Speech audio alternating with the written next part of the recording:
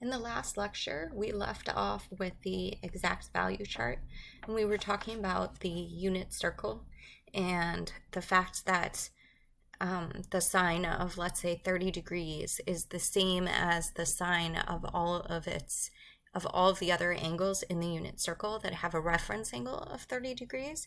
So I'd like to start with a brief retrospective. So what that means is I'm going to go back to that exact value chart for a few minutes, and then we're going to go even further back to the very first lecture where we talked about how to find all 6 trigonometric functions given a single trigonometric function. Okay, so we're going to briefly revisit that, and then we're going to look at the graphs of all of the trigonometric functions. So let's start with that exact value chart. So if we take a look at it, this is what it was, okay? And we said these are the angles at the top. These are the angles in radians. You should be very familiar with that. Okay, so we haven't done a tremendous amount of work with radians, but when we get to trigonometric equations, which is coming up soon, you're going to be working with radians a lot more than you will be working with degrees. So you should become familiar with that. But we said, okay, so we have 0 degrees, 30, 45, 60, and 90. These are angles that we know the exact values of, meaning we know the exact value of the sine, the cosine, and the tangent. Okay, note that we would also know the exact value of the cosecant, the secant, and the cotangent because they're just the reciprocals. So for example, if the cosine of 0 is 1, the secant of 0 is 1 because the reciprocal of 1 is 1. If the cosine of 60 is 1/2, the secant of 60 is 2 because the reciprocal of 1/2 is 2. If the cosine of 90 is 0, then the reciprocal, the secant of 90 is undefined because 1/0 is undefined. If the cosine of 30 is square root of 3/2, then the secant of 30 is 2 over the square root of 3, or 2 square root of 3/3 if we rationalize the denominator. Okay, so you can see that we could figure out all 6 of the trig functions. Okay, let's go back though and look at other angles that have the same reference angle. Okay, so we're looking at the sines, cosines, and tangents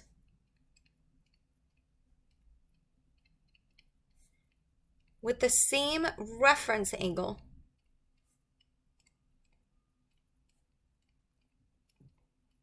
And we discussed reference angles in the last lecture as those in the exact value chart. So when we introduced the exact value chart, we were saying, well, once we know the sines, the cosines, and the tangents of reference angles, then we also know the sines and the cosines and the tangents of any angle that has the same reference angle. So let's take an example. Let's take 30 degrees. And we won't do this for all of them, but we'll do it for most of them. So if we have 30 degrees, okay, then based on the exact value chart, we know that the sine of 30 is 0. Sorry, sine of 30 here is 30 degrees. Sine of 30 is 1/2. Cosine of 30 is square root of 3/2, and the tangent of 30 is square root of 3/3. So let's just write that down. Sine of 30 is 1/2. Cosine of 30 is square root of 3/2. And the tangent of 30 is 1 over the square root of 3, but if we've rationalized the denominator, that gives us square root of 3/3. Okay, now what does this mean? There are other angles that have a reference angle of 30 degrees. So for example, in quadrant 2, if this is 30, then the angle is 180 minus 30. This angle here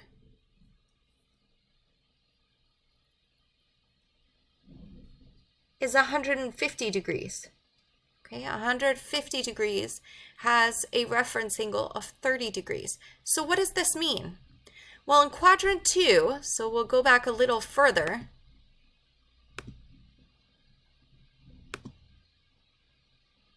In quadrant 2, the sine is positive, the cosine is negative, and the tangent is negative.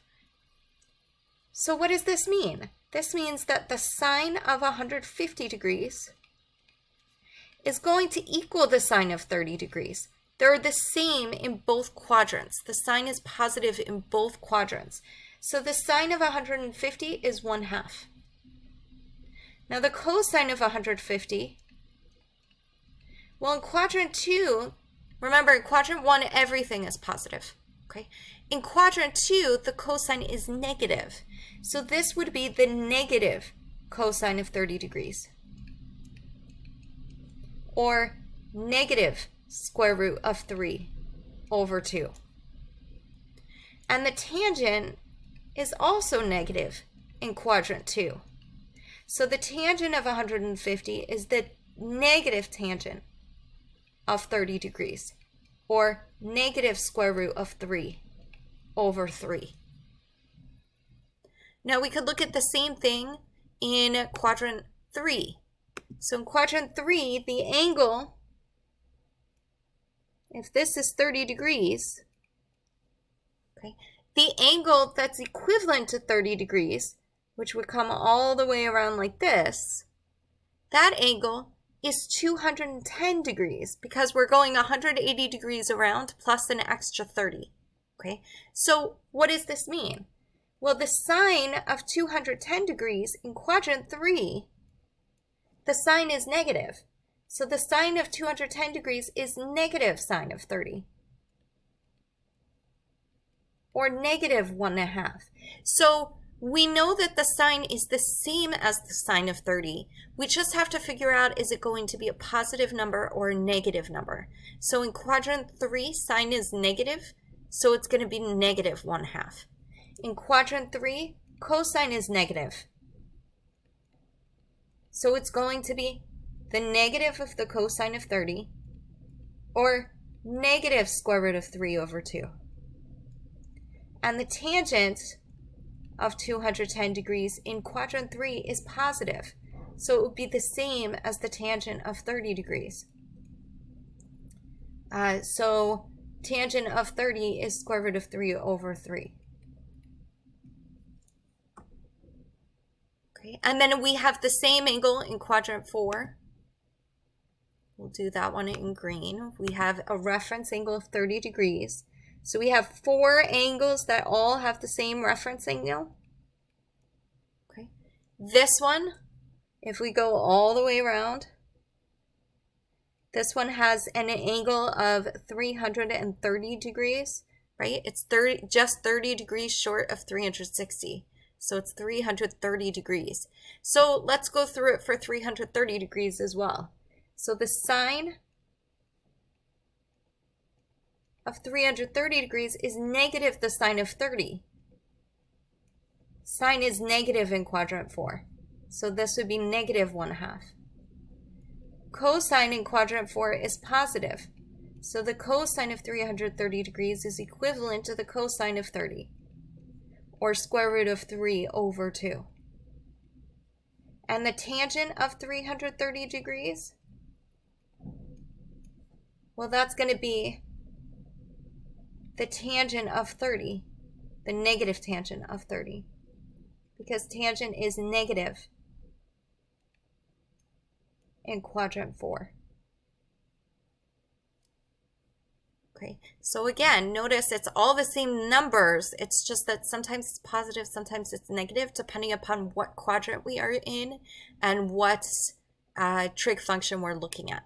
Okay, now we're not going to do this for 60 and 45, but we'll do it for 1 in each of them. Okay, so we won't do it for all 4 quadrants. Okay, so this we did for all 4 quadrants. In quadrant 1, it's 30 degrees. In quadrant 2, it's 150. In quadrant 3, it's 210. And in quadrant 4, it's 330. All of these have a reference angle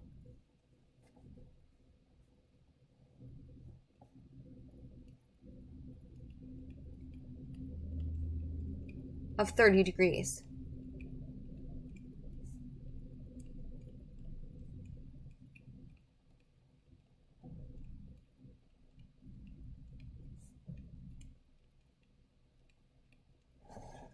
But let's say that we wanted to figure out the sine of 135 degrees. Okay, well, the first thing that we need to do is we need to figure out the reference angle.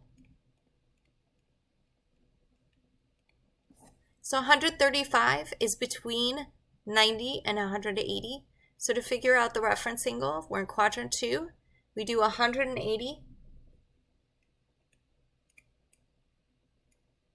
minus 135. And we get a reference angle of 45 degrees. Okay, so now we know that the sine of 135 degrees is equal to the sine of 45 degrees. We just need to figure out, is it positive or is it negative? Well, 135 degrees is in quadrant 2, and in quadrant 2, the sine is positive.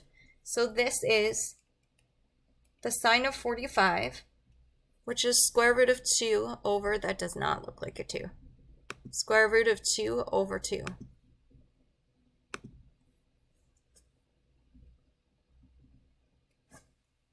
Okay, if we go back to our exact value chart, you can see the sine of 45 is square root of 2 over 2. Okay, let's say that we wanted to find the tangent of 300 degrees. Once again, we have to find our reference angle first. So 300 degrees is in quadrant 4. In quadrant 4, we take 360 and we subtract the angle.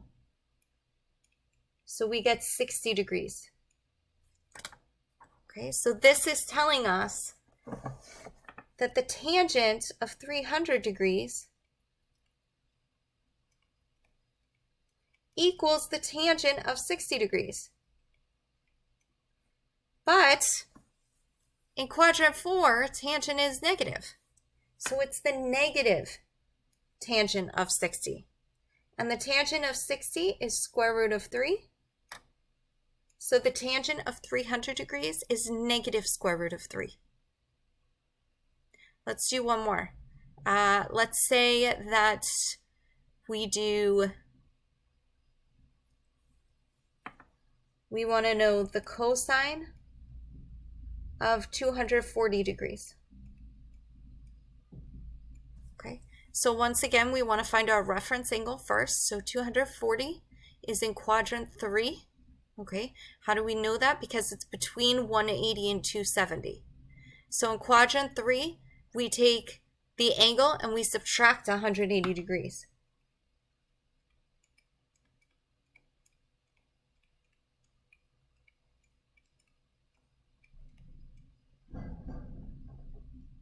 (240 minus 180 gives us 60 degrees.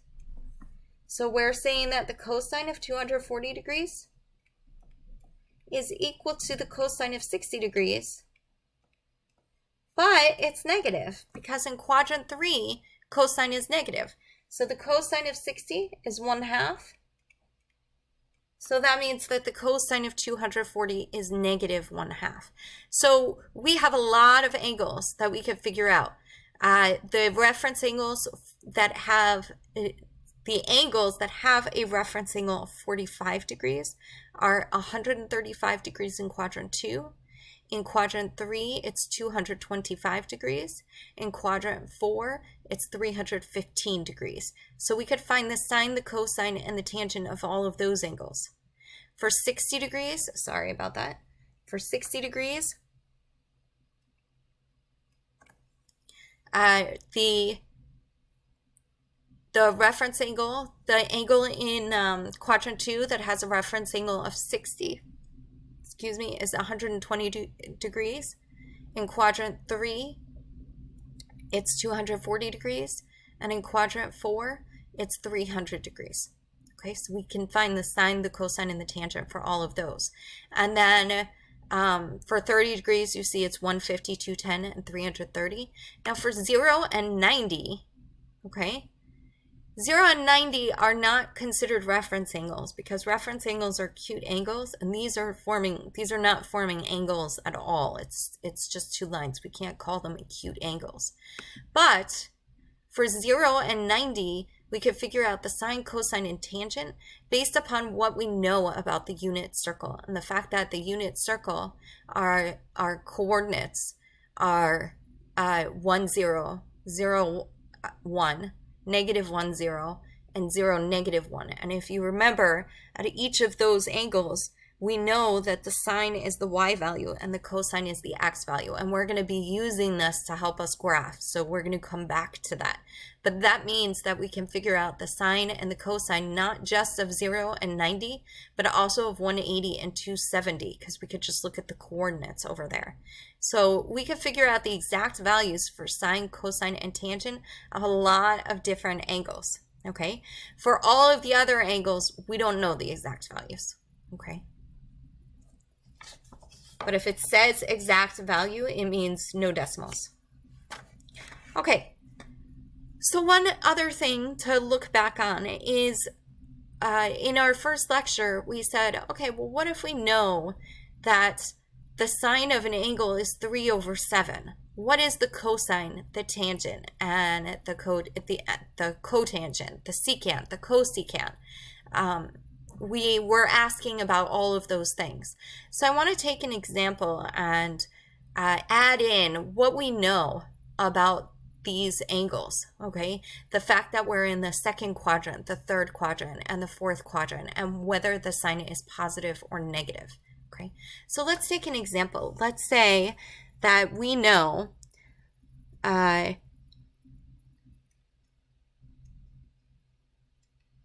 if sine of theta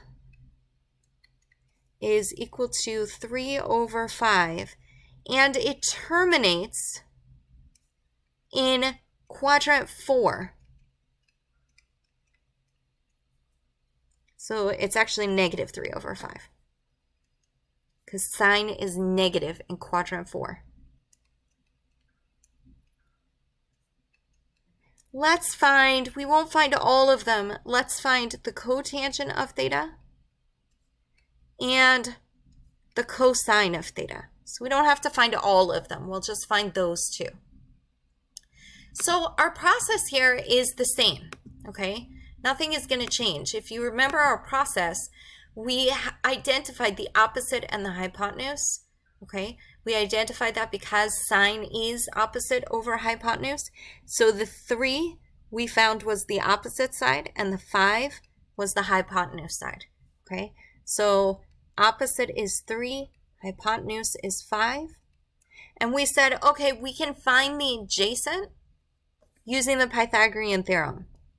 So we need that third side.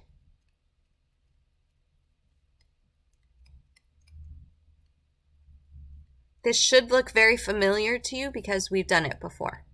Okay, this came from the end of the first lecture. So O squared plus A squared is equal to H squared. This is the Pythagorean theorem. And we're just plugging in 3 squared plus A squared is equal to 5 squared. 9 plus A squared is equal to 25. And then A squared is equal to 16. So A is equal to 4 if we take the square root of both sides. Okay, so now we have all 3. Now we want to know the cotangent of theta. So cotangent is adjacent over opposite. These are things that you should know. You should memorize. These are definitions. There's no way around it. You have to memorize, okay? So cotangent is adjacent over opposite, but we're talking about quadrant 4. So we have to take into consideration, is cotangent positive or negative in quadrant 4? Well, if tangent is positive, then the cotangent is positive. If tangent is negative, then the cotangent is negative. So in quadrant 4, okay, sine is negative, cosine is positive. This means that tangent is negative. So cotangent is negative. So our cotangent is going to be negative 4 over 3. And we say it's negative, once again,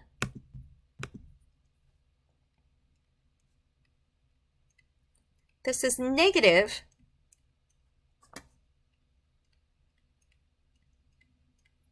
because tangent is negative in quadrant 4.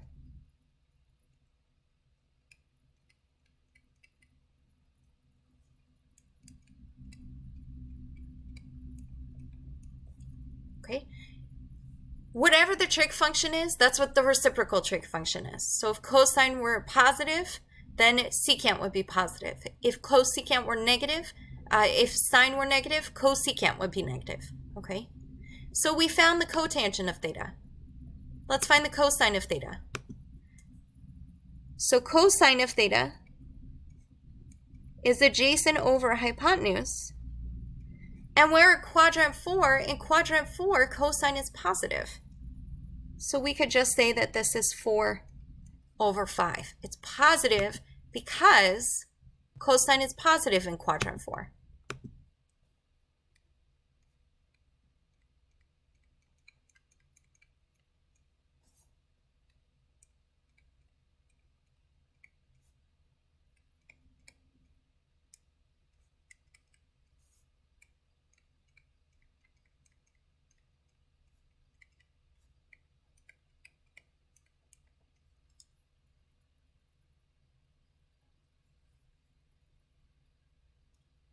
Okay, let's take another example. So notice that the fact that it's saying that theta terminates in quadrant 4, the only extra step that you have to consider beyond what we did in the past is your trig function positive or negative? If your trig function is negative in that quadrant, then you're going to make your answer negative. If the trig function is positive, you're going to make the trig function, you're going to make your answer positive. Okay, now this is one way to ask this question. I'm going to ask it in a slightly different way. Let's say if the cosine of theta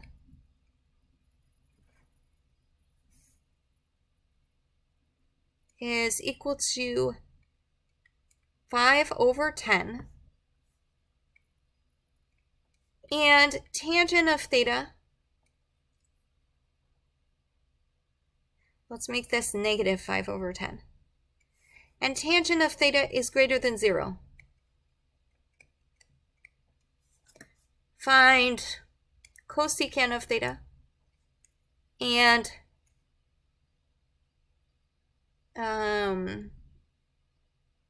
cotangent of theta.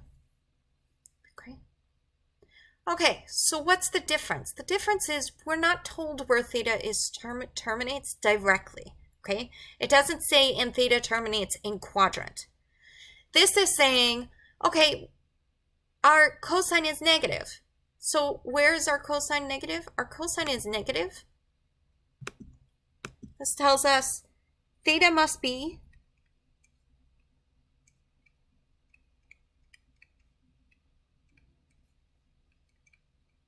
in quadrant 2 or quadrant 3. Okay. But this is saying that the tangent of theta is greater than 0. So this is narrowing it down to one quadrant. Okay. Tangent of theta is greater than 0. Where is that true? Out of quadrants 2 or quadrant 3. So from quadrant 2 or quadrant 3, the one where the tangent of theta is greater than 0 is in quadrant 3.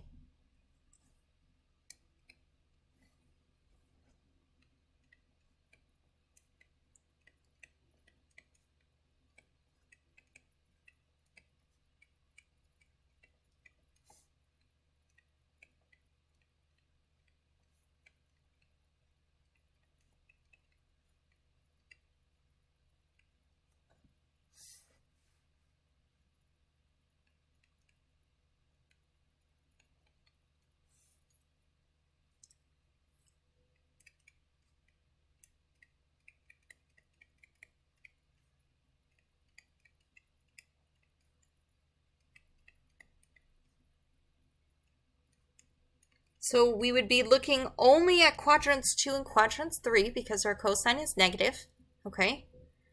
And which one gives us a positive tangent? Quadrant 3. Okay, so now we can find the cosecant and the cotangent. So we have to identify our opposite, our adjacent, and our hypotenuse.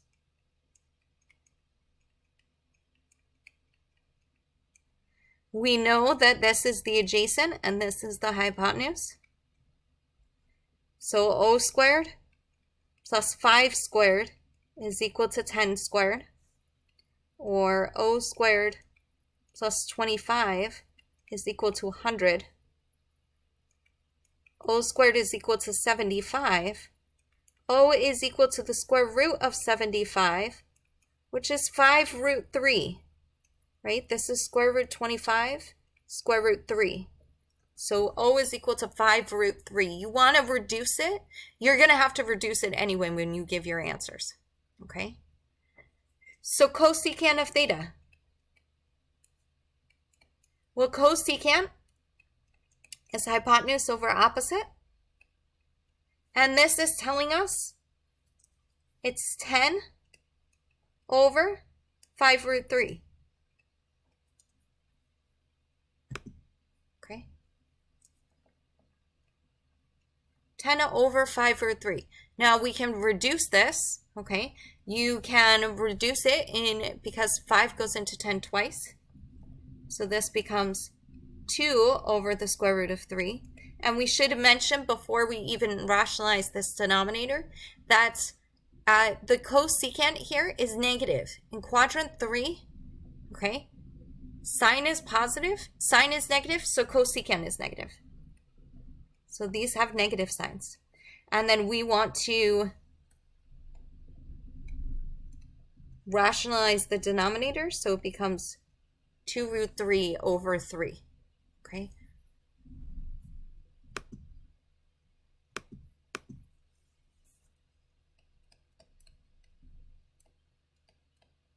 This is how we've rationalized. So that's cosecant. Let's find cotangent.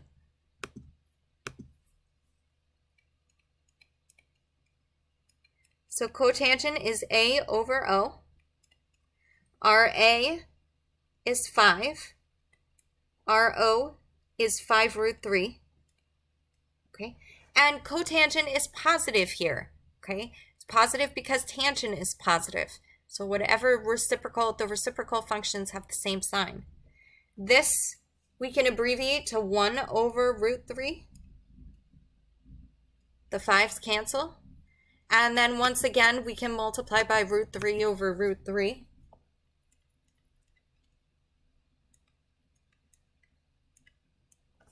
And we get square root of 3 over 3.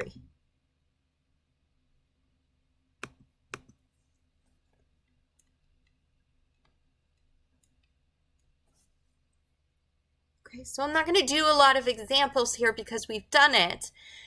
What this piece does is it tells us which quadrant we terminate in.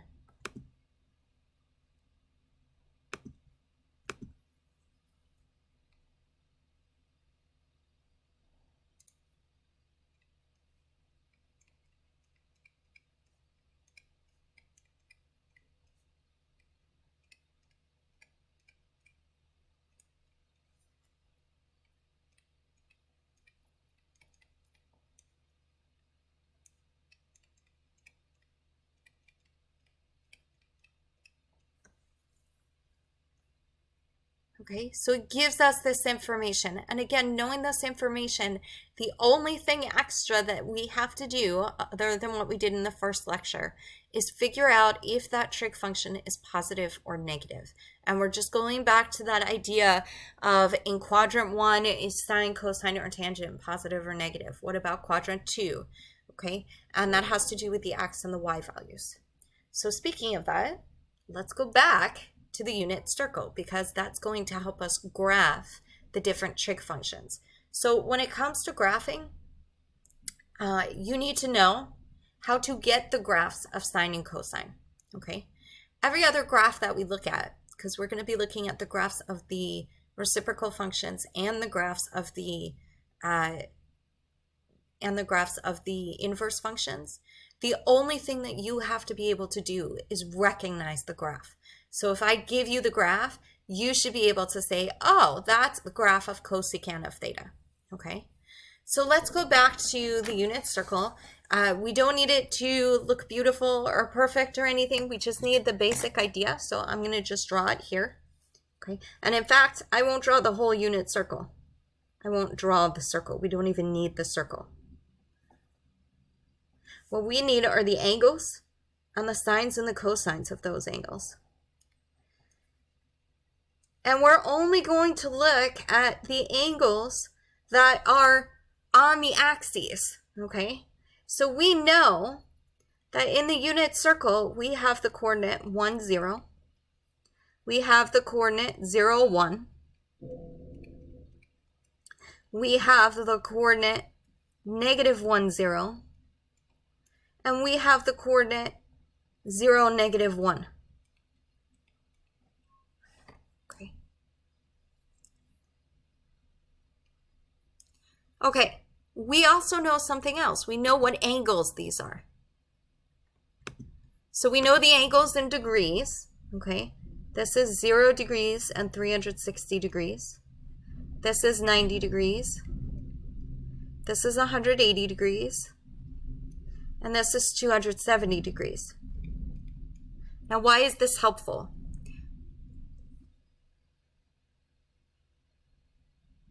It's helpful. I don't know why this 0 isn't coming out. Okay. It's helpful because knowing that the sine is the x value, is the y value, and the cosine is the x value, we know that the sine of 0 is 0. The cosine of 0 is 1. The sine of 90 is 1. The cosine of 90 is 0. The sine of 180 is 0. The cosine of 180 is negative 1. Sine of 270 is negative 1. Cosine of 270 is 0. So we know the sines and the cosines of these angles, okay? But when we graph, we don't use degrees, okay? Imagine, so when we take the sine of an angle, the input is the angle, right? We're taking the sine of an angle. So the input, which is your x-axis, would be the angles. But here your angles go from 0 to 360. That is a lot of numbers on your x-axis. It's huge to go from 0 to 360, okay? Let's look at what this is in radians. So if we go back to what we know about radians, when you start the circle, you're at 0. And when you go all the way around, you're at 2 pi. Okay?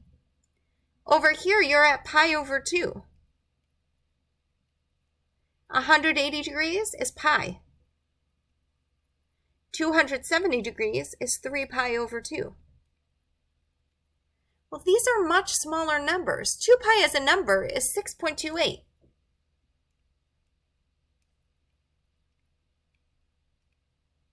Pi as a number, if you put it in decimal form, is approximately 3.14. These are much tinier numbers. We could deal with these numbers, okay? We're going now from 0 to 6.28 instead of from 0 to 360. That is much more reasonable. So what we do is we graph using radians. So I said before that one of the reasons why we learn radians is because the definition of a radian, okay, which remember it's the angle that's formed by an arc that's equal to the length of the radius, okay? Radians are a much smaller unit of measurement, okay? And because of that, it makes it much easier to graph. And remembering that our x values are the cosine of the angle and our y values are the sine of the angle, this is what's going to help us graph the different trig functions, okay? So let's go ahead and graph it. Let's start with sine.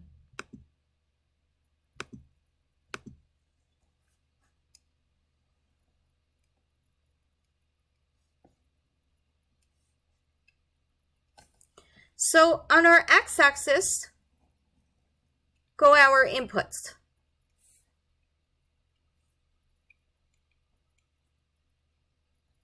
Okay, and our inputs, this is going to be y equals the sine of theta, or the sine of x. Okay, we don't have to use theta. We're going to use x here because the reason why we're using x is because we're looking at the x-axis, okay, as opposed to putting theta on the x-axis.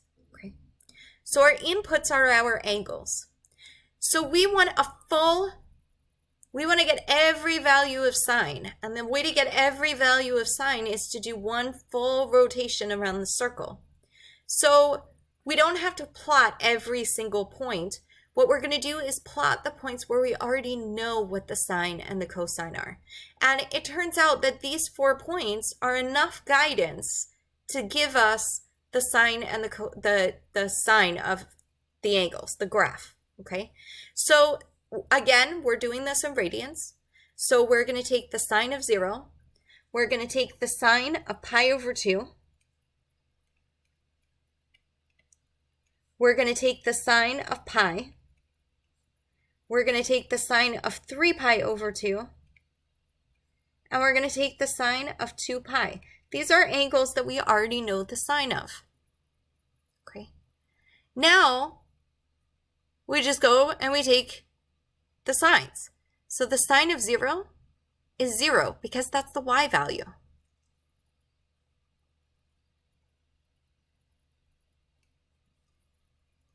The sine of pi over 2 is 1. We take the y value. So here's 1. Sine of pi over 2 is 1. The sine of pi is 0. We're taking the y value. The sine of 3 pi over 2 is negative 1.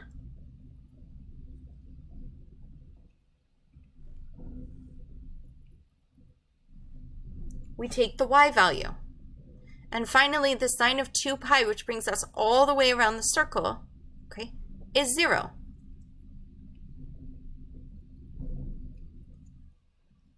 And now we just connect.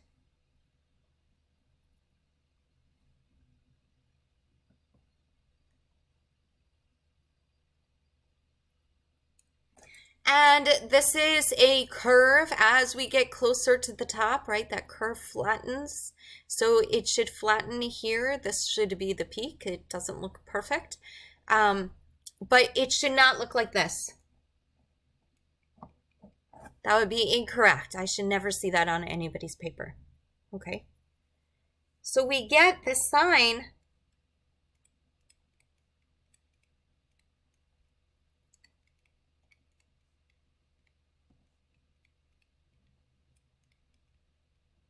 by looking at the y values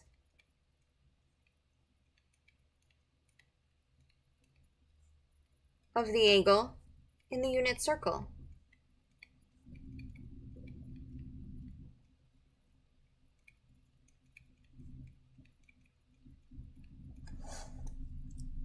Okay, we're going to get the cosine the same way, except we're going to look at the x values.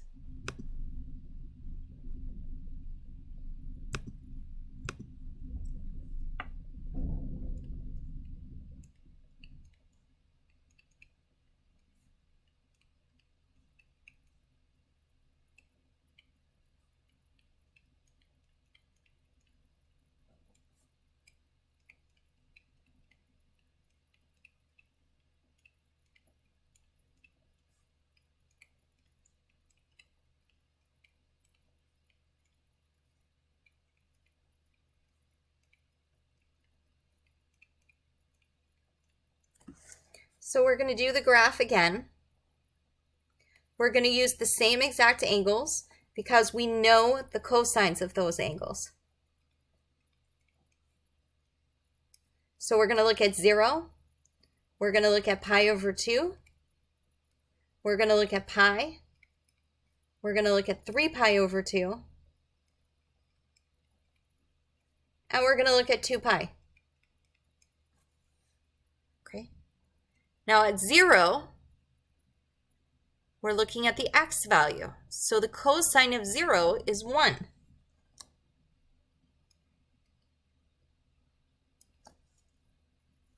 The cosine of pi over 2 is 0. The cosine of pi is negative 1.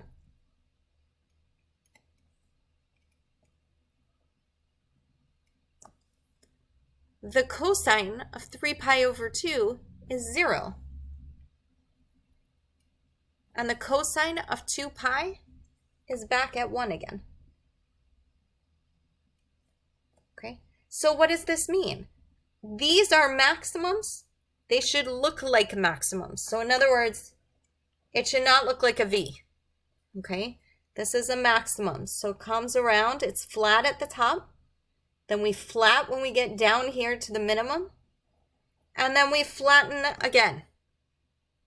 Okay, and this is y equals cosine of x.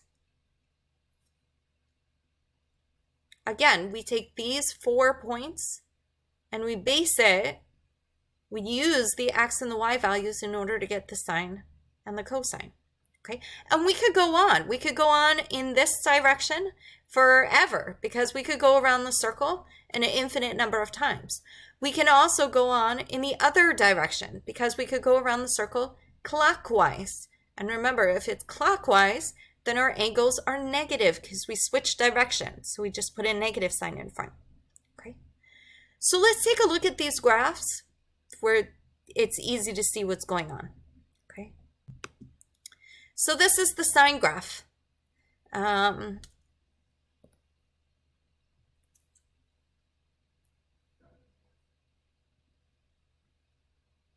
So you could see the sine graph here. Okay. So at pi over 2, it's 1. At pi, it's 0. At 3 pi over 2, it's negative 1. At 2 pi, it's 0. And you can see it keeps going and going and going in both directions. Okay, we could keep going. Okay, so this would be the sine. Let's take a look at the cosine.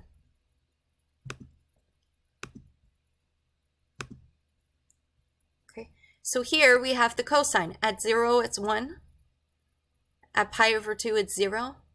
At pi, it's negative 1. 3 pi over 2, it's back to 0 again.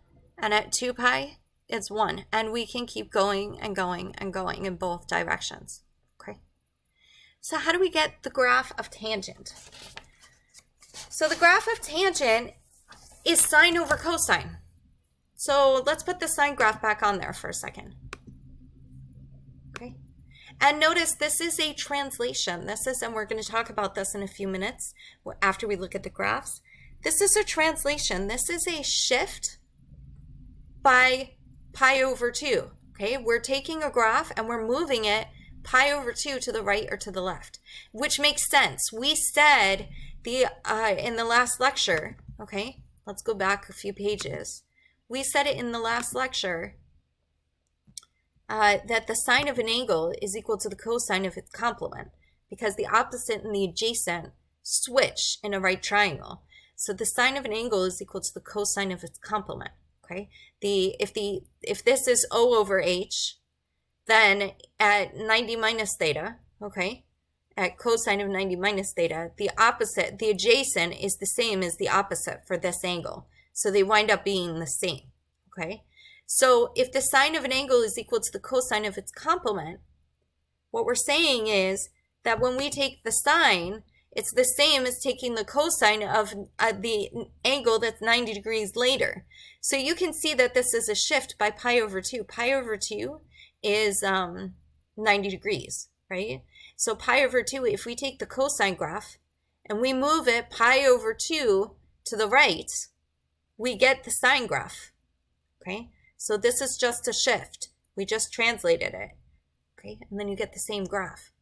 Okay, the tangent. Well, the tangent is the sine over the cosine. So the sine graph is the one in red, and the cosine is the one in blue, okay? The sine over the cosine. Well, here the sine of 0 is 0, and the cosine of 0 is 1. So the tangent is going to be 0. Here, if we look at pi over 4, which we'll have to do, the sine and the cosine are the same. So when you take a number and you divide it by itself, you get 1. So the tangent of pi over 4 is 1. Here they switch. The sine is 1 and the cosine is 0. So we get something undefined. And we know from rational expressions, okay, and reciprocal functions, that when your denominator is 0, you get an asymptote. So we're going to have an asymptote at pi over 2, okay? And notice that that happens multiple times. We're going to have an asymptote whenever cosine is equal to 0. So we're going to have an asymptote at pi over 2. We're going to have an asymptote at 3 pi over 2. If we keep going past 2 pi, we're going to have an asymptote at 5 pi over 2. This is because tangent is sine over cosine. And whenever we have a cosine that's equal to 0,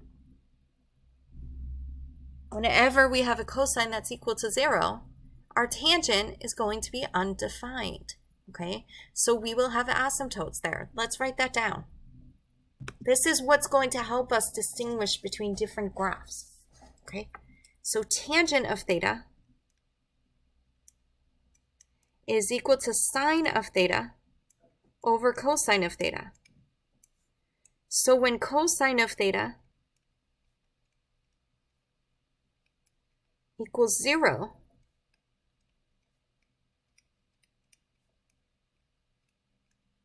we will have an asymptote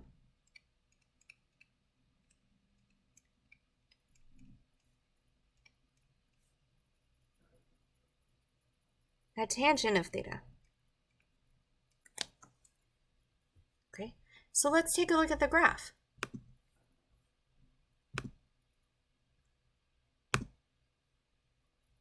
This is the graph. Now, imagine dashed lines, okay? So I'll take out the other graphs in a second, but you can see that tangent of theta is 0 when sine of theta is 0, because 0 over anything is 0. So remember, the red graph is sine. So we're going to go to wherever sine is 0. Sine is 0 here. The green graph is 0. Sine is 0 over here. Notice the tangent is 0. Sine of 0 is sine of 2 pi is 0. So the tangent of 2 pi is 0. Okay. When cosine is 0, that's where the blue graph. So where cosine is 0, we have an asymptote. Cosine is 0, we have an asymptote. Cosine is 0, we have an asymptote. Okay, so this is what's going to help us identify. Let's look at tangent all by itself now. This is what's going to help us identify tangent. Okay, so when you're asked to do this, you're going to get a graph and it's going to say, what is this a graph of? And you're going to have to identify the graph, okay, and explain why. So one of the ways that we know that this is tangent is because we have asymptotes wherever the cosine is 0. The tangent of 0, okay, the tangent is 0 whenever the sine is 0. So when we look at this, we have asymptotes. So that's one thing that tells us that we have tangent as opposed to, let's say, sine or cosine. And our asymptotes are at pi intervals of pi at pi over 2. So we have pi over 2. Then we have 3 pi over 2. These are all asymptotes, okay? And one other thing that's going to be helpful is that this graph rises as we go from left to right, okay? As we go from left to right, our y values increase. So let's write that down as well, okay? So at cosine of theta equals 0, we have asymptotes. When sine of theta equals 0, tangent of theta equals 0. Equals 0, not theta.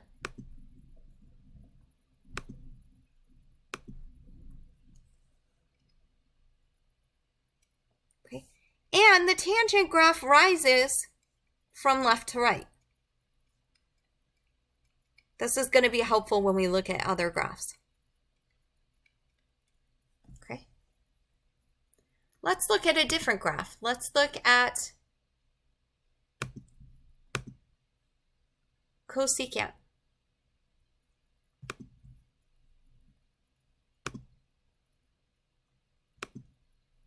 Here's cosecant of x. Looks crazy, right? It looks almost like we took a graph and turned it inside out. Well, why is this cosecant? First of all, if you look, we have asymptotes here.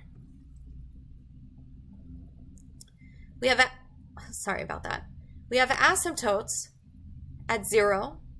We have asymptotes at pi. We have asymptotes at 2 pi. Why do we have asymptotes? Well, cosecant is the reciprocal of sine, right? It's 1 over sine. And once again, we know from our reciprocal functions that when the denominator is 0, we have, it's undefined, which means we have asymptotes, okay? So that's one thing that we know. Also notice there is nothing between 0 and 1, between -1 and 1. There are no values between -1 and 1, okay? Which also makes sense. The sine, the values are between -1 and 1, okay? But then we flip it. We take it and we turn it upside down. So it makes sense. If sine is 1/2, cosine is going to be 2 over 1. If sine is 1/3, cosine is going to be 3 over 1, okay? Our numbers are always something that's less than 1, so when we take the reciprocal, we're always going to get something greater than 1. So it makes sense, okay? There's also something else that can distinguish the cosecant graph from every other graph. If you take the minimums and the maximums and you connect them, you get the sine graph. So let's write that down. Cosecant of theta is 1 over sine theta. This means when sine theta is equal to 0, we're going to have asymptotes.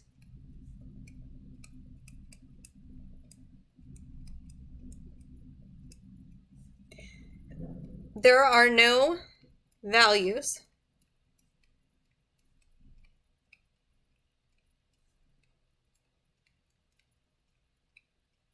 between -1 and 1. This is because the reciprocal of a number that's less than 1, right? Sine is always less than 1.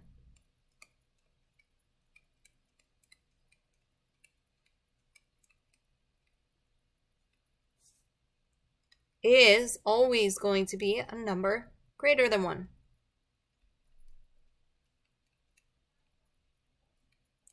And the last thing is when we connect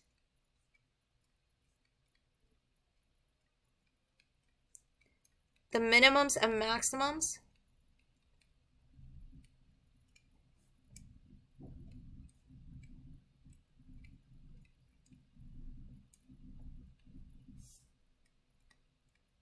of cosecant of theta, we get the graph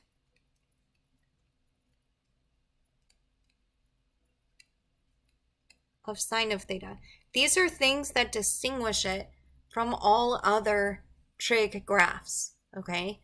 From all the other graphs of trigonometric functions. So both tangent and cosecant have asymptotes, okay? But where are their asymptotes?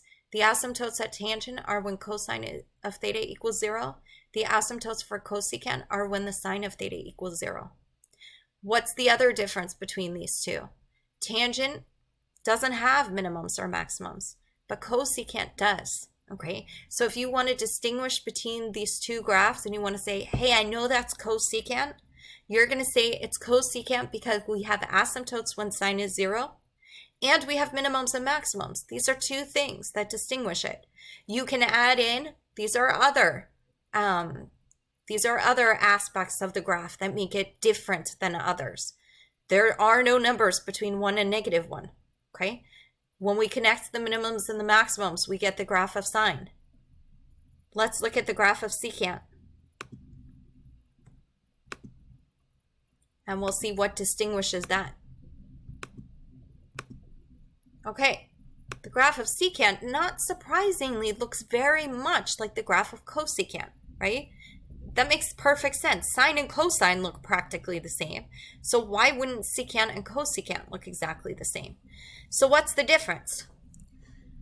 We still have asymptotes, okay? But where are our asymptotes?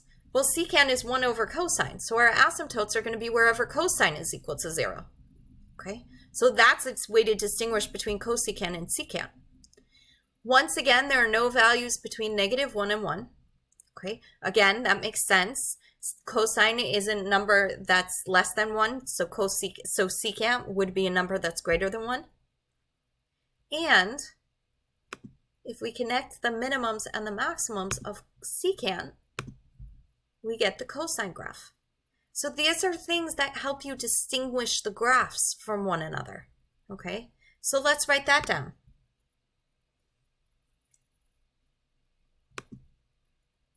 So this is for secant.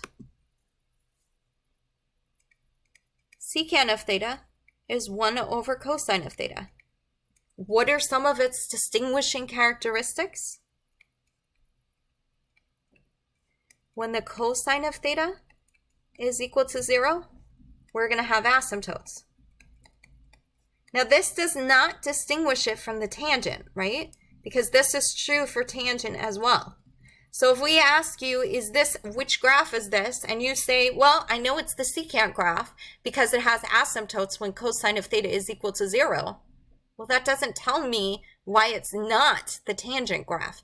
So usually you need a couple of things to distinguish. So if you said, well, when we connect the minimums and the maximums of the graph, we're going to get the graph of cosine. That's something that distinguishes it from all other graphs. It doesn't have that in common with any other graph. So you need to make sure that you put in enough characteristics to say, okay, well, this is what makes this graph different from all others. So sometimes you can do just one. Like, for example, here, this makes this cosecant graph different from all of the others, okay? If we just said that there are no values between -1 and 1, how do we know whether it's the cosecant or the secant? Okay, we need more than that. So once again, there are no values between -1 and 1. I'm not going to explain that again. It's for the same reason that there are no values between -1 and 1 for the cosecant graph.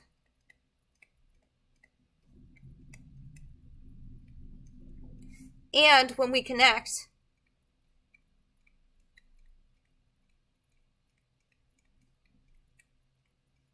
the minimums and the maximums,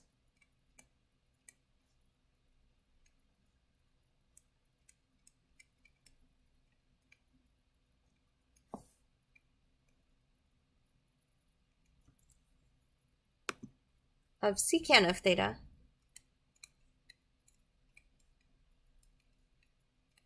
we get the graph of cosine of theta.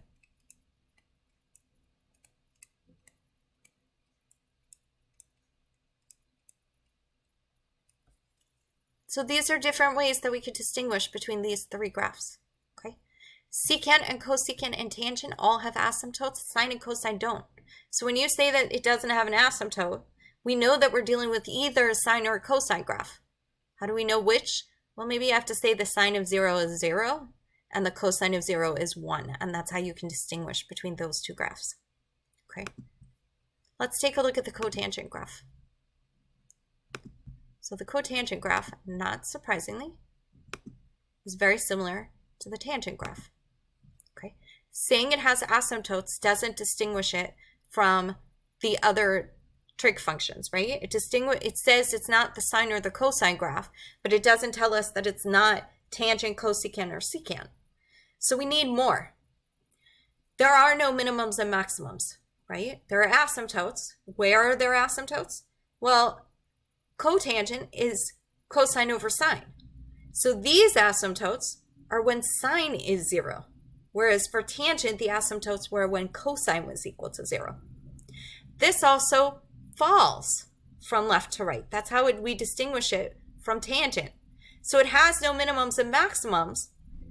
It has asymptotes, but its asymptotes are when sine is equal to 0 and it falls from left to right. So these are distinguishing characteristics, things that make cotangent cotangent, okay? So let's write that down. And then we'll compare all of the graphs. So cotangent of theta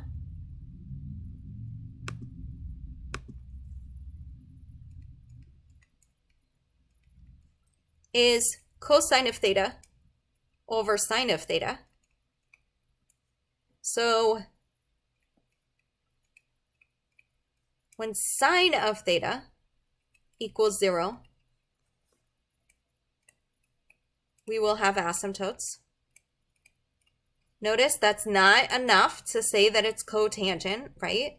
Because we can see up here that cosecant also has this characteristics. When sine of theta equals 0, we're going to have asymptotes, okay? This has no minimums or maximums.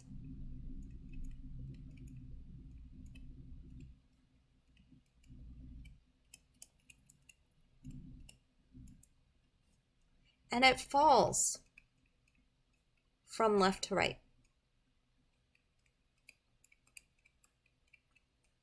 We can even add what the other piece that we have under tangent, that when cosine of theta equals 0, tangent of theta equals 0. So let's add up here that this has no minimums and maximums.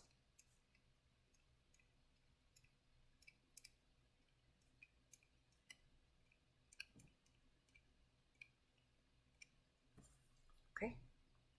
So how do we distinguish between the graphs? We're looking for asymptotes. If it has asymptotes, it's got to be one of these four. Okay. We're looking at where those asymptotes are located. If the asymptotes are located when cosine is 0, then it's either going to be tangent or secant. Now, just to distinguish between tangent or secant, we could look, do they have minimums or do they have minimums or maximums? If they do, then it's secant, right? If they don't, then it's tangent. So that's how you can distinguish between them. So you look at asymptotes. You look at where the asymptotes are located. Now you can also look at, now how do we distinguish between cosecant and secant? Well, cosecant, when you connect the minimums and maximums, you get sine of theta. Secant, when you connect the minimums and the maximums, you get cosine of theta. What's something else that we could see? Well, we have asymptotes when cosine of theta equals 0. What's another distinction between tangent and secant? Secant, there are no values between -1 and 1. Tangent, there are. How do we distinguish between cosecant and cotangent? Same thing. There are no values between -1 and 1 at cosecant. How do we distinguish between cosecant and secant? Well, they both have asymptotes. They both have no values between -1 and 1. But we could look at what the graph looks like when we connect the minimums and the maximums. Now, sine and cosine, they don't have asymptotes. They're the only graphs that we've looked at so far that don't have asymptotes. So now we just need to be able to distinguish between sine and cosine. Okay. Well, again, you can look at the value at 0. The sine of 0 is 0. The cosine of 0 is 1. And that's how you can distinguish between them. So if we give you, you're going to see this. There's no way I could hide this from you. But if I give you this graph and I say, what is this a graph of? You're going to say, okay, it has asymptotes. So it's either tangent, cosecant, secant, or cotangent. Well, when I connect the minimums and the maximums, I get sine. So it's got to be cosecant. That's one thing that you could do. You could say, well, there are no values between -1 and 1. So now we know it has to be secant or cosecant. And it has asymptotes at 0 and pi. Well, that's where sine is 0. So this has got to be cosecant. Okay? So you're looking at the different aspects of the graph and you're saying, okay, well, now it can only be cosecant or secant. Well, how do I distinguish between cosecant and secant? Let's say, for example, I give you this graph. Well, there are no minimums and maximums. That means automatically the only possibilities are tangent and cotangent. Well, this is rising from left to right. Rising from left to right means it's got to be tangent.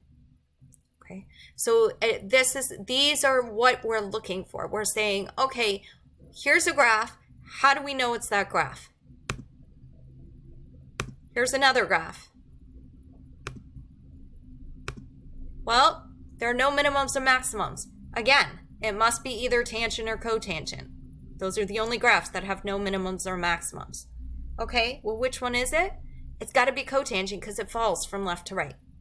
Or if you said, okay, it's got to be tangent or cotangent, my asymptotes are wherever sine is equal to 0. That's another reason it's cotangent. Okay, tangent, the asymptotes are where cosine is equal to 0. What's this one?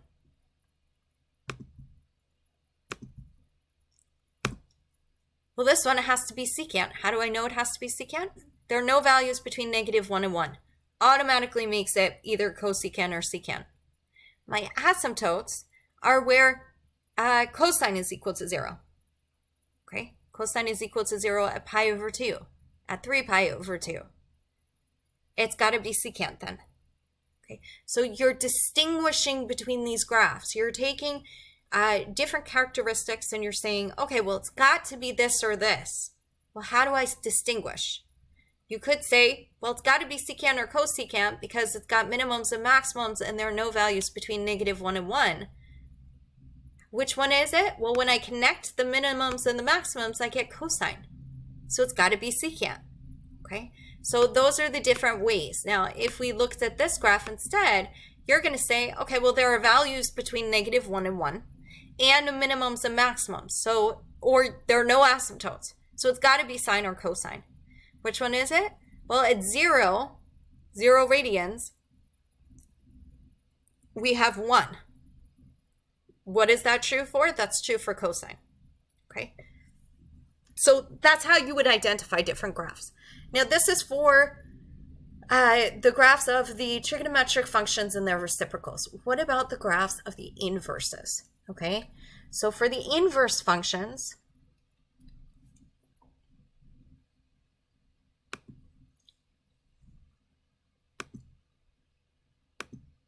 the x and the y switch.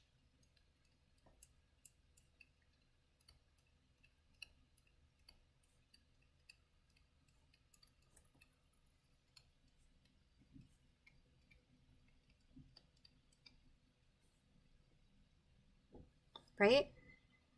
It's a reflection in x equals y. So the x and the y switch, which means that, for example, if we graph sine, right? We have x and we have the sine of x. So we know that at x, at 0, the sine of 0 is 0. At pi over 2, the sine of pi over 2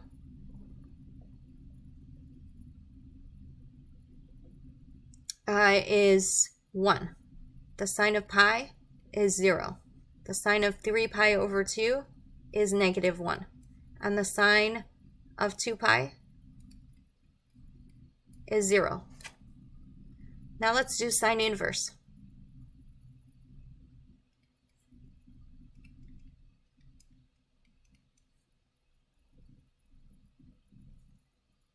The x and the y switch. So at 0, the sine inverse is 0. At 1, the sine inverse is pi over 2. At 0, the sine inverse is pi. -1, the sine inverse is 3 pi over 2. And at 0, the sine inverse is 2 pi. The x and the y switch. Okay, so let's take a look at that graph.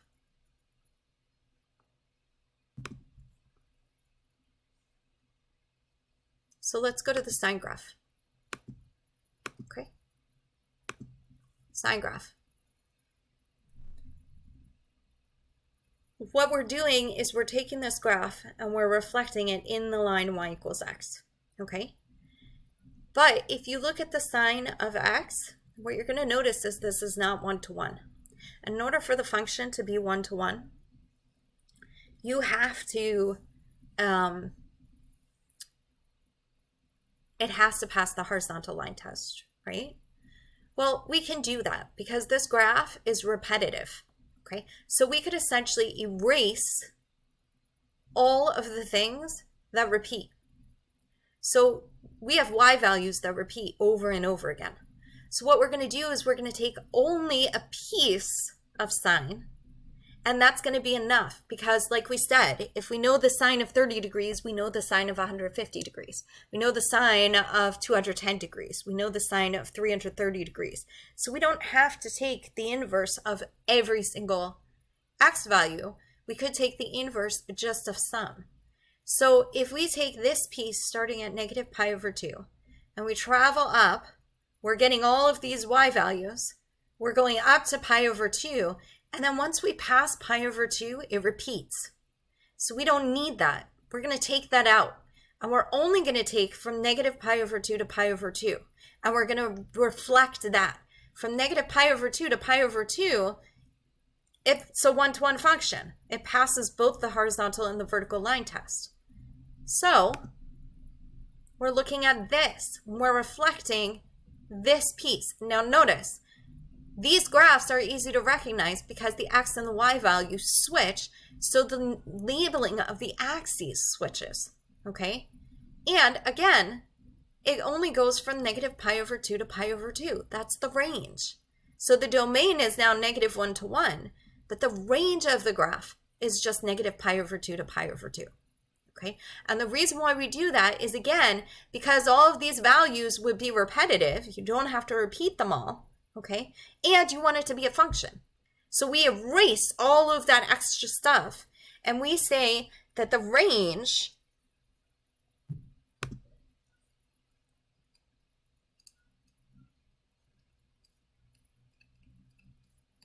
for sine inverse of x is negative pi over 2 to pi over 2. Okay, and the axes are switched. So this is how you know that it's an inverse graph. As soon as the axes are switched, you know it's an inverse, and then you're looking at the range. Because the range, if we take cosine, let's take a look at cosine. So let's first look at the cosine graph.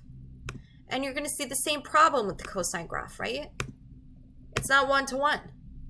So this means that once again, we have to delete part of the function. So we want to make sure that we get all of the y values from 1 to negative 1, okay? But we don't repeat any. So we can't go from negative pi over 2 to pi over 2. That's going to fail the horizontal line test. And it means we get all of the positive y values, but none of the negative y values. So the range is different. What we're going to do is we're going to go from 0 to pi instead, because then we get all of the y values that go from 1 to negative 1, okay? And we don't have any repeating values. It passes both the vertical and the horizontal line test.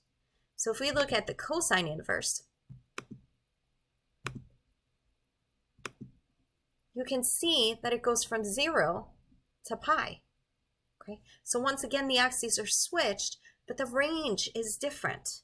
Okay, and again, that's because if we kept going this way, it would fail the test. It wouldn't be a function anymore. It would fail the vertical line test. And same thing over here. So we go from 0 to pi. Okay, so that's how we can distinguish between these two graphs. There are no asymptotes, so so the range for cosine inverse is 0 to pi. I would like to mention also that cosine inverse of x, and this is true for all of the inverse functions, is most commonly referred to as arc cosine. okay? They mean the same thing. Notice axes are switched here. The same thing is true for sine inverse.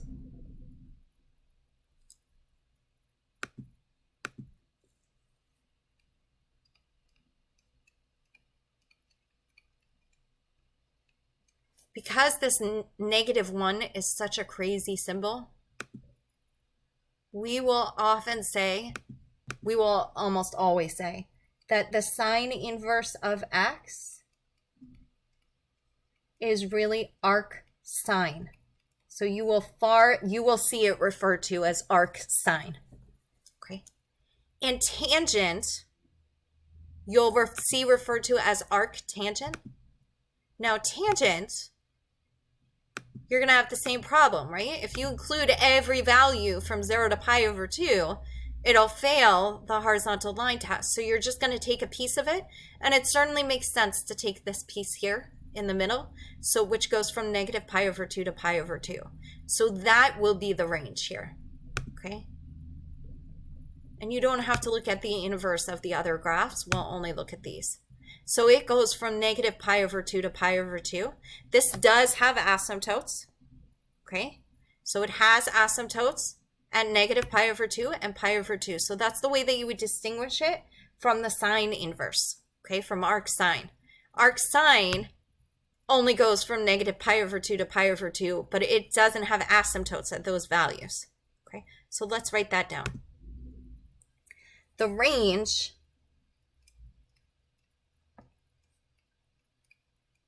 for tangent inverse of x is also, and here they're asymptotes, so we approach it but we never reach it. It's -pi over 2 to pi over 2. The tangent inverse of x is referred to as arctan of x. So the axes are switched, which tells you that it's an inverse graph. It's not enough to say the range, because the range wouldn't distinguish between tangent and sine, okay, between arcsine and arctangent, but it has asymptotes. And this is the only inverse function that has asymptotes, okay? So what does this mean? In terms of exact values, okay, the sine of pi over 3, this is 60 degrees. The sine of pi over 3 is square root of 3 over 2. So the arc sine of square root of 3 over 2 is pi over 3. Okay, and it should be noted that the arc sine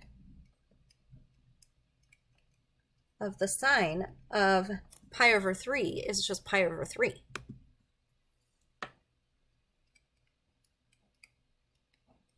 Right? The inverse, whenever you take the inverse of the trig function,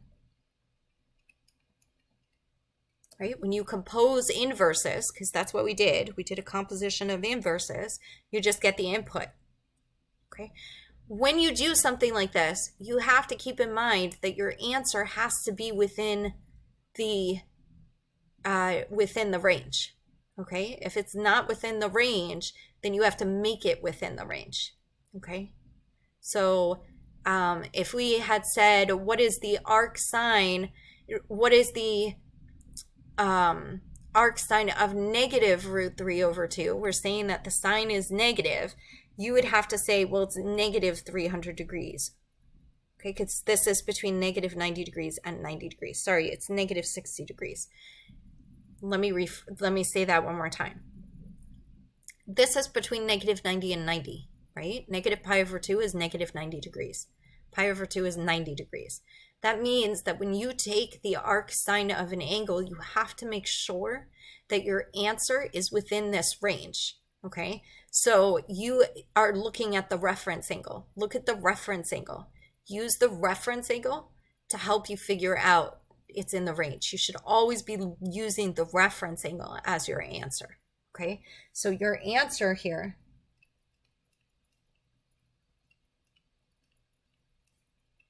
and you're going to become, again, you're going to become a lot more familiar with radians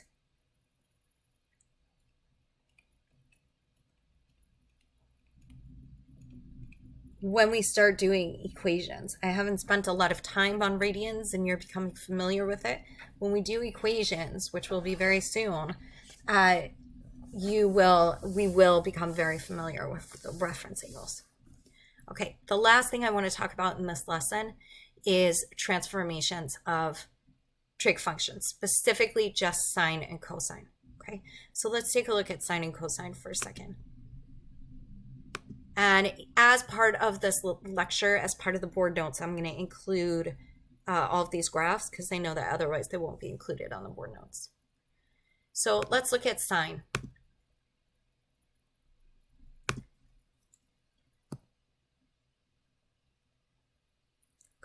here's the sine graph. Now it turns out that you can't form a perfect sine wave, okay? It doesn't occur naturally. It's man-made. We create it. If you were to take out a dollar bill right now and you looked at the white webs that are on the dollar bill, those white webs are perfect sine curves. Something else that's a perfect sine curve is middle C. If you play middle C on the piano, that is a perfect sine curve. So these are waves. We have waves all over the world, right? We have ocean waves, we have microwaves, we have radio waves, all different kinds of waves. We have sound waves. So when we transform a trigonometric graph like sine or cosine, it is exactly the same as when we change sounds. The height of the graph is equivalent to the loudness of the sound. Is it a very loud sound or is it a very soft sound? Okay, so a loud sound changes what we call the amplitude. It is a vertical stretch or a vertical shrink. Okay, vertical stretch or vertical shrink. So how do we do a vertical stretch or a vertical shrink? We multiply. So let's say that we multiplied it by 2. We just vertically stretched this graph. If we multiply it by 3, we vertically stretch the graph even more. If we multiply it by 0.5, well, then we vertically shrunk the graph, right? This is lower. This height is called the amplitude, and I'll write this down. Okay, horizontally shrinking and stretching. Well, if we horizontally shrink and stretch, we change the frequency of the sound. So the frequency is what the pitch is. If it's a very high-pitched sound, like, this is a very high-pitched sound, or a very low-pitched sound, like, this is a very low-pitched sound, that's a horizontal stretch or shrink. So when we horizontally shrink it, we're affecting just the x values, right? So it would be as if we did sine of 2x. Well, our waves are shrinking, right? We finish a wave much more quickly. So for the red graph, for sine of x, it takes us 2 pi to get a full wave. Whereas here, it just takes us pi to get a full wave. If we did sine of 3x, we would finish it even faster. And if we did the sine of 8x, well, now it's even faster, okay? And the frequency, again, we're going to write all of this down, is the number of waves that fit between 0 and 2 pi. So sine of 8x says we can fit 8 waves between 0 and 2 pi. Here's 1, here's 2, 3, 4, 5, 6, 7, and finally 8. Okay, so this tells us we could fit 8 waves. We can also figure out how long one wave is, because if we're fitting 8 waves between 0 and 2 pi, then if we take 2 pi and we divide by 8, that tells us how long one wave is. So 2 pi divided by 8 simplifies to pi over 4. So that tells us the length of one wave. If we have sine of 2x, well, that's saying we could fit 2 waves between 0 and 2 pi. So if we take 2 pi and we divide by 2, that gives us the length of one wave. So one wave is pi. That distance is called the period. Now we could also, in addition to changing the frequency and the amplitude, okay, in addition to vertically stretching, vertically shrinking, or horizontally stretching and horizontally shrinking, we can also change the location, right?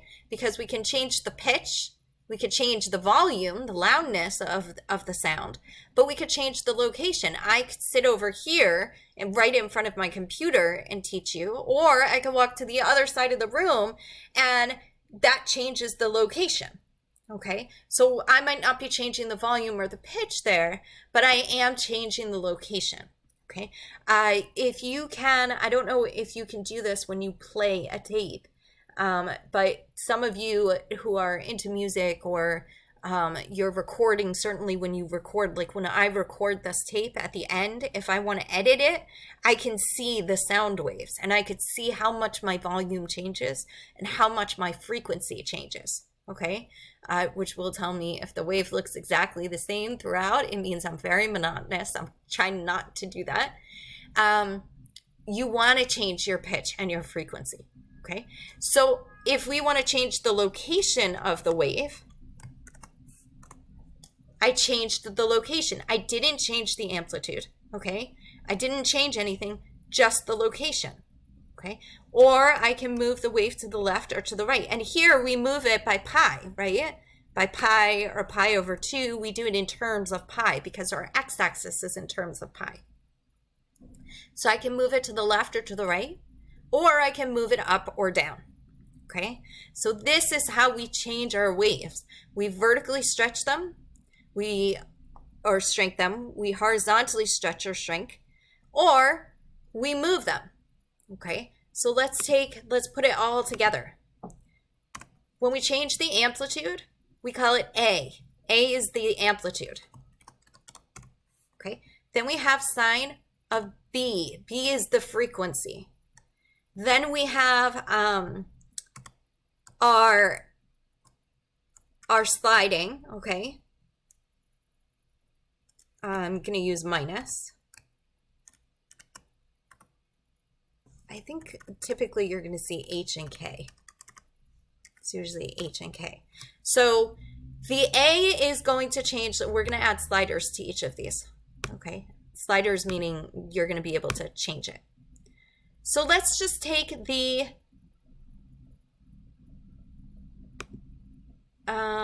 let's say that we move it -10 to 10 is fine.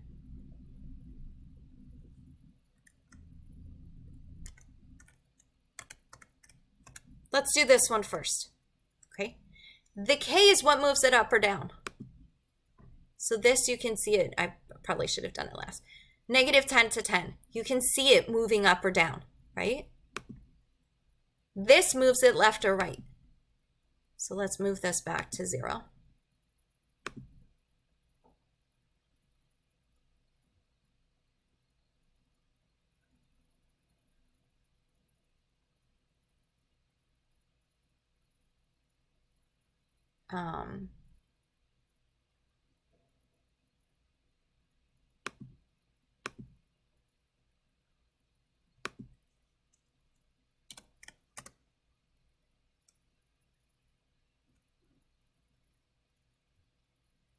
Let's change our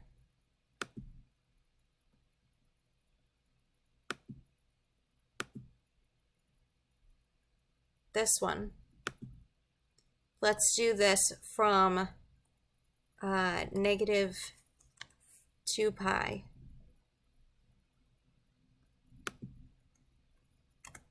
to 2 pi, and we'll make the step pi over 4. So let's just see what happens to this as we move the wave. Why is this doing up or down? What did I do?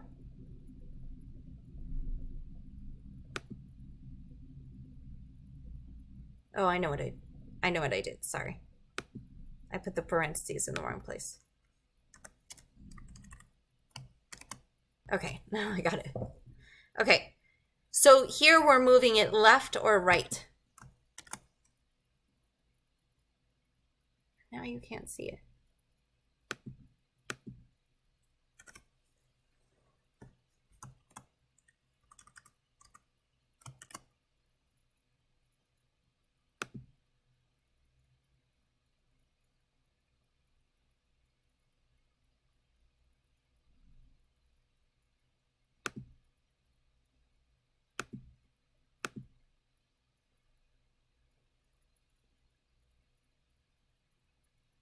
I don't know why this one isn't working. Okay, we're moving it left or right. Let's move this back to 0. Sorry about that.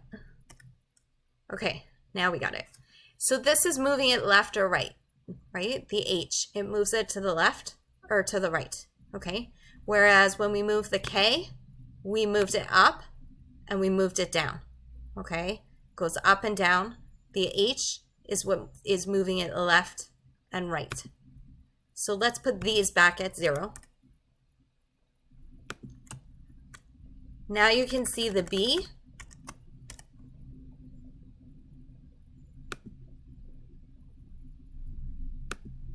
Okay, the B increases the frequency or decreases the frequency. So it increases when it gets, when our B gets very large, and it decreases when our B gets really small. Okay, this is a horizontal shrink and stretch.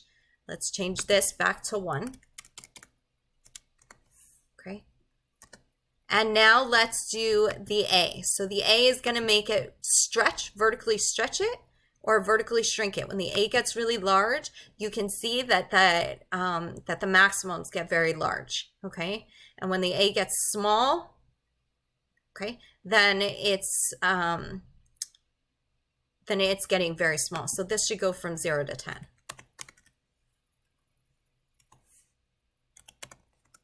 Okay, because I don't want it to reflect it. So it gets really large, and then as the A gets smaller, the height gets smaller and smaller, okay? Okay, let's put them on all together, and you could see how much graphs can change, okay? So this is just an example of how much your graph can change. Okay, so let's write down everything that we said. Okay, I think we'll be able to make it. Transforming, and everything that we say for sine is true for cosine.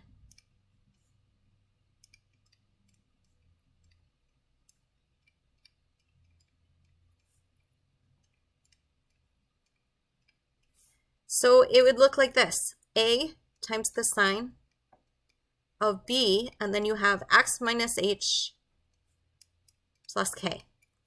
Okay, so h comma k is the translation.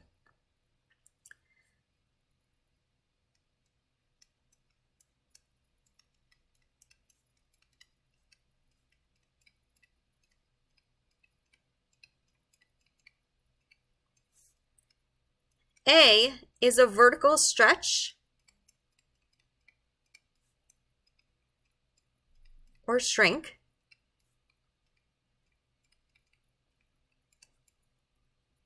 A is equal to the amplitude.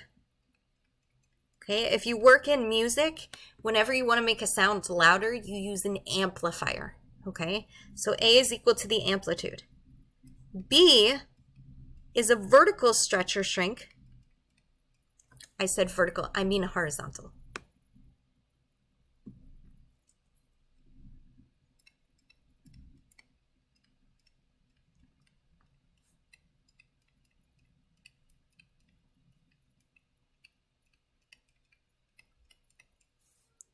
B equals the frequency. And this is the number of waves that fits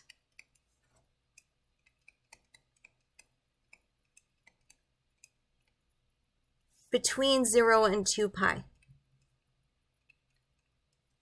Okay, now we talk about the number of waves that fit between 0 and 2 pi, okay? But then we also talked about the length of the wave. So the wavelength, or the period,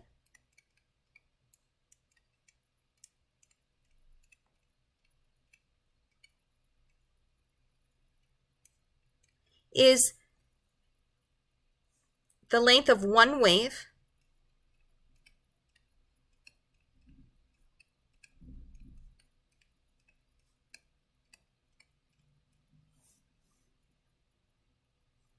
which is equal to 2 pi over the frequency. So this is not in the equation, right? It's not in the equation, but it's saying if you have 8 waves that fit between 0 and 2 pi, then one wave is just 2 pi divided by 8. Now the amplitude is defined as the distance from the midline, and I'll just tell you what that is in a second,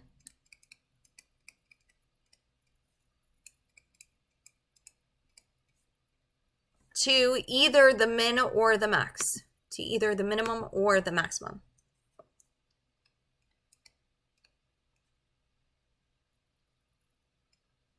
I'm going to say to the maximum.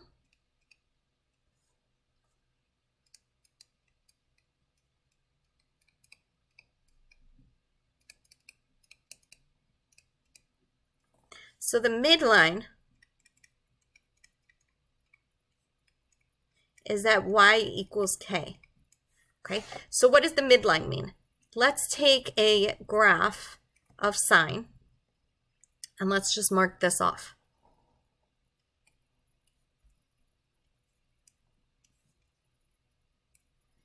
So this is 1. This will be -1. Here's our pi over 2.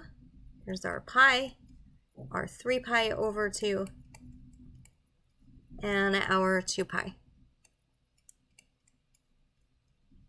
Here's our graph.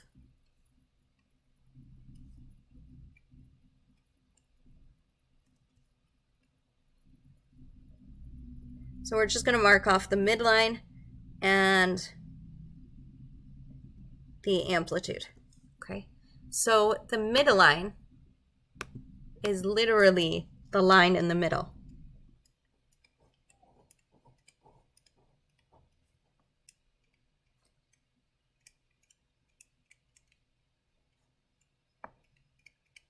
So if you translate it up, which I'll show you on the other graph, if you translate it up, then the midline is at y equals 1.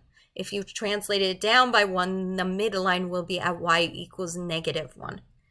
The amplitude is the distance from here to here. Okay, it's the distance from that midline. So if we go back to this graph, the midline here is at 0. Let's say that we change this to sine of x plus 2. If you notice, now our midline is at y equals 2. That's the very center. That's what goes through the center of the graph. Okay, so the midline is at y equals 2 here. Okay, so let's just take a couple of examples and identify. Let's say that if we had y equals 2 sine of 4x, okay? The amplitude here is 2. The frequency is equal to 4, and the period, which is what you would usually identify, is 2 pi divided by 4. If we have y is equal to 1/3 cosine 6x minus pi over 2 plus 8. Well, our amplitude is 1/3. Our period, our frequency is 6. You should always simplify. Your period is 2 pi over 6. or pi over 3. This is telling you the length of the wave. From beginning to end, it's pi over 3. And then your translation, well, you're going pi over 2 to the right, and you're going 8 up. If we have, notice that cosine makes no difference. If we have y equals 7 sine of 2 x plus pi over 6 minus 4, this is saying the amplitude is 7, the frequency is 2. I'll put parentheses around these as well because I did that originally. The period is 2 pi over 2, or pi. And the translation, well, you're going pi over 6 to the left and 4 down. And if you're told instead the amplitude is 1/2, the period is 2 pi over 7, and no translation, we won't do any translation, then if we want the graph, we need b, right? So 2 pi over b is equal to the period, which is 2 pi over 7. So if we solve, we get that b is equal to 7. You can cross multiply. So here it's very easy to see. You have 2 pi times 7 is equal to 2 pi times b. So if you divide both sides by 2 pi, the 2 pi cancels. Okay, you can cross multiply. So what does this mean our graph is? I would have to tell you which function to use. This is cosine 1/2 cosine of 7x is equal to y. Okay, and we could look at this a little bit more in the next lecture, but I'm going to stop here because this has been a very long lecture up until this point, and we've covered a lot of material. And we'll do a little bit more of this in the next lecture and how to graph. So that's it for today. It may take me a second to stop the recording, so stop listening now.